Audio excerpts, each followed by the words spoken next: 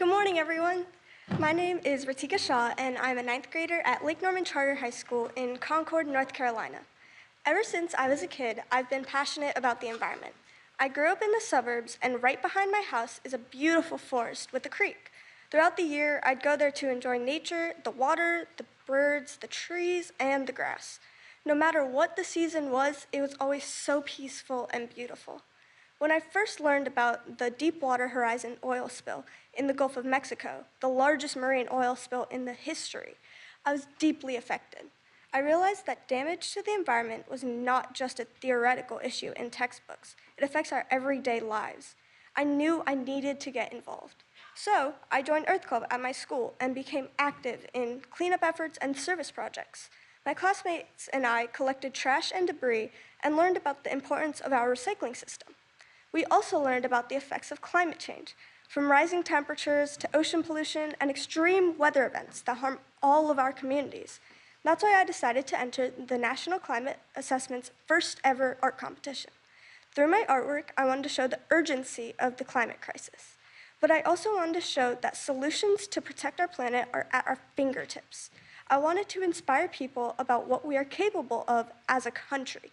I'm very honored to be among the winners of the art competition and grateful to my family for their support. I'm also honored to be here today to introduce the greatest climate leader America has ever had.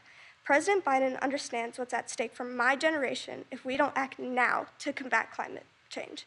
It is now my privilege to introduce President Joe Biden.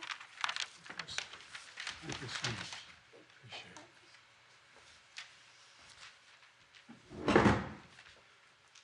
Well, I told Retika when she's president, don't forget me. Retika, thank you for that introduction and your beautiful artwork. You all see the artwork? Can you see it up here? It's on the right side. I don't know whether you can see it. And thank you to all of you, for the climate scientists and experts who are here today and all across the country who've contributed to this critical endeavor. I particularly want to thank Allison Crimmins, who put together the team to write this report and what we're releasing today. It was an easy thing to do, not much to it. Only about 700 people had to get in line. Well, more than 30 years ago, Congress passed a law that called for a detailed scientific report on the impacts of global changes in the environment. Since then, these assessments delivered to the Congress and the President have been the go-to resource in America for information on climate change and for developing climate solutions. Today, I'm proud to announce that my administration just released the 5th climate assessment on our nation's history. It didn't just come out of thin air. Written over 4 years, 750 authors and experts, thousands of American contributors from every single state in the nation, as well as several territories and tribes. It's the most comprehensive assessment on state climate change in the history of America. And it matters. This assessment shows us in clear scientific terms that climate change is impacting all regions, all sectors of the United States, not just some, all. It shows that communities across America are taking more action than ever to reduce climate risks. It warns that more action is still badly needed. We can't be complacent. Let me say that again. We can't be complacent. We have to keep going. Above all, it shows us that climate action offers an opportunity for the nation to come together and do some really big things. You know, I've seen firsthand what the reports make clear: the devastating toll of climate change and its existential threat to all of us, and it is the ultimate threat to humanity, climate change. I've walked the streets of Louisiana, New Jersey, New York, Florida, Puerto Rico, where historic hurricanes and floods wiped out homes, hospitals, houses of worship, just wiped them right off the map. I've met with families in Texas, Kentucky, Mississippi, where catastrophic winter storms and tornadoes devoured everything in their path: schools, businesses, police stations, the firehouse. I've seen firefighters in Idaho, Maui, and New Mexico, California, Colorado, where wildfires destroyed whole neighborhoods and sacred tribal sites, spreading smoky haze thousands of miles and forcing millions of Americans to shelter indoors and unsafe air to breathe. Look, and by the way, And I've flown over all these areas in helicopters. They tell me that more of our forest has burned to the ground than make up the entire state of New Jersey. The entire state. Some say Maryland, New Jersey, but the forest that's just gigantic and has incredible impacts. Record temperatures in Texas, Arizona, and elsewhere are affecting lives and livelihoods of more than 100 million Americans. And this summer and this fall have been the Earth's hottest since the global records began to be kept in the 1800s. Think about that. The hottest we've ever recorded in history. It's an impact the decades are making because there was inaction for much too long. Look, but we're acting now. We have been acting. We've come to the point where it's foolish for anyone to deny the impacts of climate change anymore. But it's simply a simple fact that there are a number of my colleagues on the other side of the aisle, mega Republican leaders, who still deny climate change, still deny that it's a problem. My predecessors, much of the MAGA Republican Party, in fact, feel very strongly about that. Anyone who willfully denies the impact of climate change is condemning the American people to a very dangerous future. The impacts we're seeing are only going to get worse, more frequent, more ferocious, and more costly. Last year alone, natural disasters in America caused $178 billion in damages.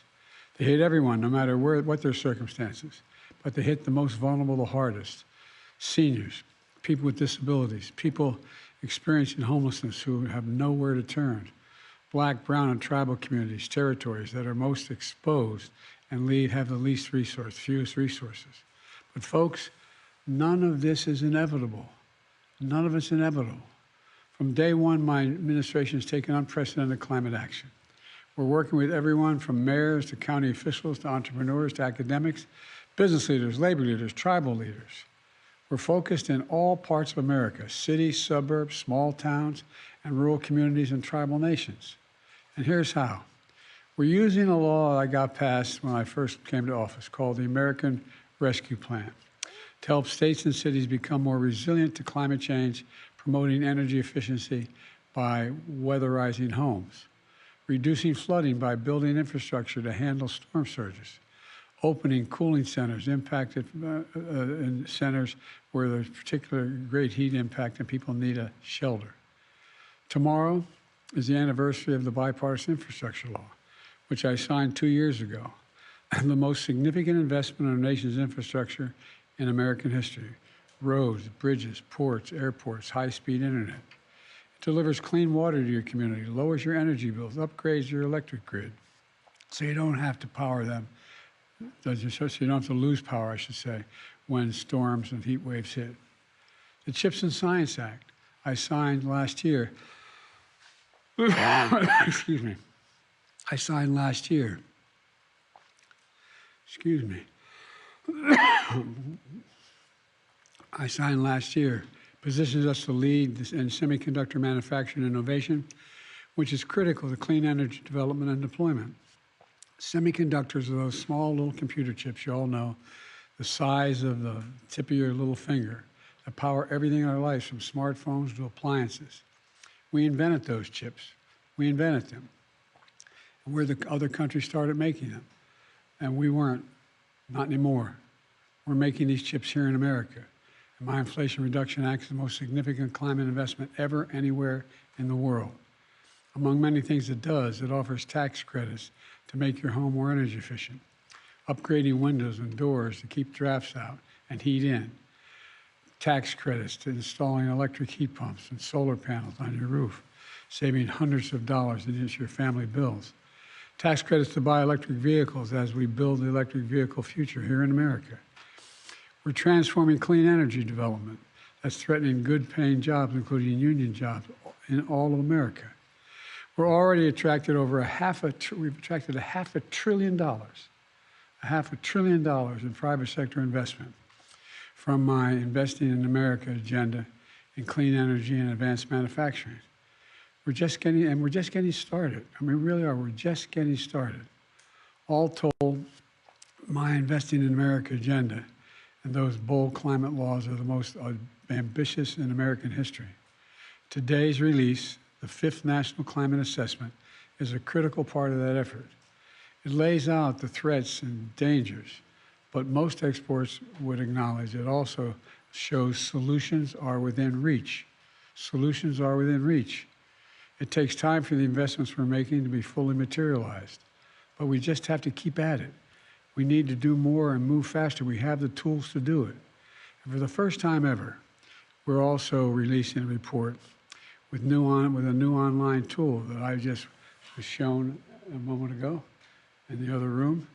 So everyone can explore exactly what's happening in their state, their city, and their county by going online to whitehouse.gov/NCA. whitehouse.gov/NCA. That's very different from the previous administration that tried to bury this report.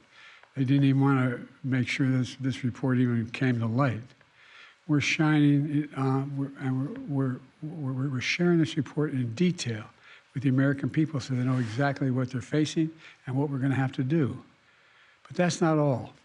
Along with this assessment, I'm announcing $6 billion in new investments from the Inflation Reduction Act and the Bipartisan Infrastructure Law to make communities across the country more resilient to climate change.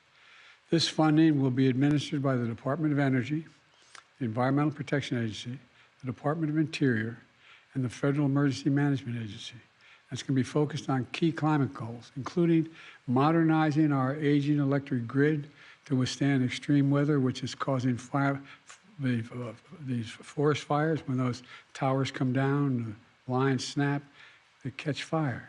The forest catch fire. It costs a lot more money to bury this underground and do other things, but we have to do it. And it's causing significant outages as well. Reducing flood risk in communities, improving drought resilience, supporting conservation for our national parks. I've already been able to conserve 21 million acres of our most precious and sacred lands and waters just thus far, just in the first 2.5 years. And advancing environmental justice for disadvantaged communities, because they're the ones always left behind. Let me close with this.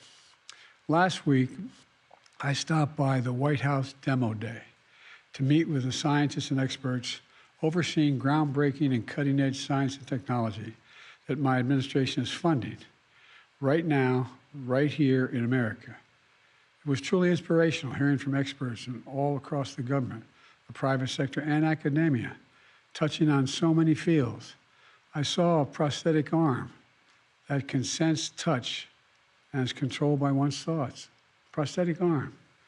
It's just like your hand. You think you want to move your finger, well, it worked out. You think he wants to move his hand, you can do it. It's an incredible breakthrough. Electric heat pumps to help old homes transition to clean energy homes of the future. Robots for ocean exploration that survey marine life along unmapped seafloors where barely any light penetrates. And so much more.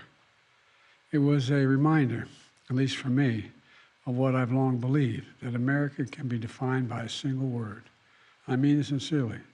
The single that I was asked by Xi Jinping years ago when we were in the Tibetan Plateau, could I define America? I said, yeah, one word, possibilities. Possibilities. In this administration, America will be the place where great science changes what's possible. That's why I've never been more optimistic about America's future. We just have to remember who we are. We're the United States of America. And there's nothing beyond our capacity if we work together. So God bless you all, and may God protect our troops. Thank you, thank you, thank you. Sir, will that be part of your meeting with Xi tomorrow, sir? And how would you define success with your meeting with President Xi? To get back on a normal course of corresponding, being able to pick up the phone and talk to one another if there's a crisis, being able to make sure our military still have contact with one another. We can't take, as I told you, we're not trying to decouple from China, but what we're trying to do is change the relationship for the better. From my perspective, if in fact the Chinese people who are in trouble right now economically, if the average if the average citizen in China was able to have a decent paying job That benefits them and it benefits all of us. But I'm not going to continue to sustain the support for positions where if we want to invest in China, we have to turn over all our trade secrets.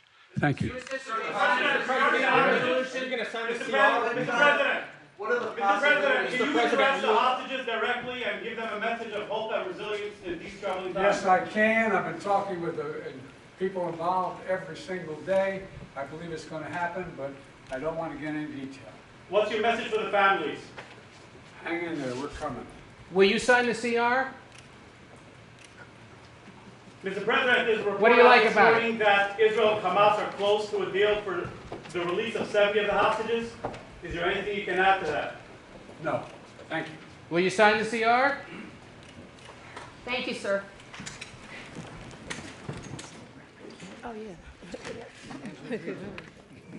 Leaving us in suspense? Yes.